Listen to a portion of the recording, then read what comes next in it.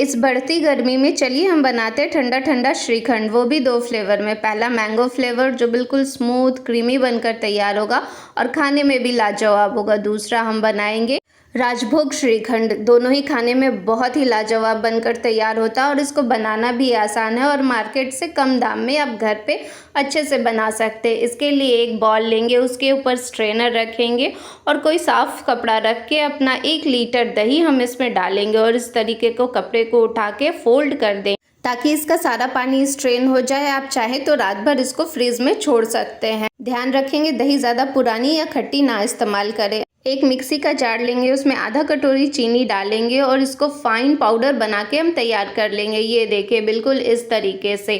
Mango shrikhand बना रहे हैं तो इसके लिए आम तो ज़रूरी है, इसलिए एक अच्छा पका हुआ आम लेंगे जिसमें रेशे ना हो। उसको इस तरीके से ऊपर से टिप काट के हटा देंगे और इसके एक स्लाइस को इस तरीके से निकाल लेंगे। अब इसके हम छोटे छोटे पीस काट के निकालेंगे। पहले इस तरीके से लंबाई में कट करेंगे, फिर इस पीस को इस तरीके से घुमा देंगे और साइड से बिल्कुल छोटा छोटा पीस कट करके तैयार करेंगे। इसको हम गार्निशिंग के लिए इस्तेमाल करेंगे। ये देखिए दिख रहा है ना सुंदर। अब एक स्पून लेंगे और इसको इस तरीके से स्क्रैप करके निकाल लेंगे। स्पून से ये बहुत ही आसानी से निकल आता है। अब बाकी के बचे हुए आम को हम इस तरीके से रफली निकाल लेंगे। स्पून से ही स्क्रैप करेंगे, ये आसानी से निकल आता है और गुठली के भाग को इस तरीके से चाकू से हम निकाल लेंगे और इसको हम ब्लेंड कर लेंगे। इसका प्यूरी बनाकर हम तैयार कर लेंगे। 5 घंटा हो चुका है और अब हम अपने दही को फ्रिज से निकाल लेते हैं और चेक कर लेते हैं। ये देख इसका सारा पानी अच्छे से निकल चुका है और ये बिल्कुल पनीर की तरह बनकर तैयार हो गया है।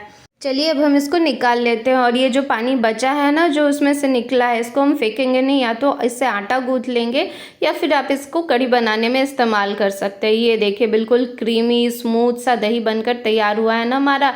इसको हम फेंट लेते हैं, अच्छे से मिक्स कर लेते हैं।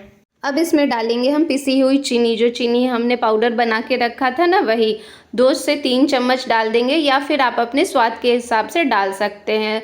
फ्रेश कुटा हुआ इलायची पाउडर, इससे हमारे श्रीखंड का स्वाद और भी दुगना हो जाता है। इसको एक ही डायरेक्शन में चलाते हुए 1 मिनट के लिए फेंट लेंगे, जिससे ये बिल्कुल क्रीमी बनकर तैयार होगा। ये देखिए बिल्कुल स्मूथ क्रीमी हमारा बनकर तैयार हुआ है ना। हमारा श्रीखंड का बेस बनकर तैयार हो गया। अब कुछ पोर्शन हम इसमें से निकाल लेते हैं और पहला हम बनाते हैं मैंगो फ्लेवर। इसमें हम जो आम का प्यूरी तैयार किए थे वो डालेंगे और आम के चंक्स को इसमें डालेंगे। खाने में जब मुंह में मैंगो चंक्स आते हैं ना तो बहुत ही अच्छा लगता है। इसको अच्छे से मिक्स कर लेंगे और ठंडा ठंडा इसको हम सर्व करेंगे। अब बचे हुए दही को हम दूसरे बॉल में डालेंगे, उसमें अपने मनपसंद के ड्राई फ्रूट्स को डालेंगे। काजू बादाम अखरोट किशमिश जो भी आपको ड्राई फ्रूट्स पसंद हो आप इसमें डाल सकते हैं। अब यहाँ पे कुछ धागे केसर के डालेंगे, जिसको दूध में पहले से भिगो के रख दिया था, इसी से तो इसका असली स्वाद आता है। इसको मिक्स करेंगे। ये देखिए कितना फ्लेवरफुल और लाजवाब लग रहा है ना। अब इसको ठंडा ठंडा हम सर्व करेंगे। फ्रिज में 2 घंटे के लिए रख दें, ये बिल्कुल ठंडा हो जाएगा। या इस तरीके से सर्व करके भी आप फ्रिज में रख सकते हैं। जब भी मन चाहे निकाले और खाए। ऊपर से हम गार्निश करेंगे कुछ ड्राई फ्रूट से।